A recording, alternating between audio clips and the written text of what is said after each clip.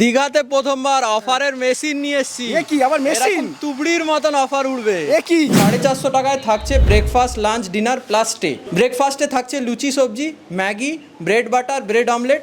আর লাঞ্চে থাকছে ভাত, ডাল, দু রকমের সবজি, চাটনি, পাঁপড়, ভাজা, আর তার সঙ্গে কাতলা মাছ বা ভোলা মাছ। এ কি? মাছ ছাড়া সবকিছু কিন্তু আনলিমিটেড থাকছে। কি বলছো? একদম। আর রাত্রিরে থাকছে বিরিয়ানি। হ্যাঁ, ইয়েস, মানে 450-তে বিরিয়ানিও পাওয়া যাচ্ছে? একদম। বিরিয়ানি রাইসটা আবার আনলিমিটেড। মানে 450-তে বিরিয়ানি আনলিমিটেড রাইস, আবার একদম। এদিকে মাছ বাদে আনলিমিটেড।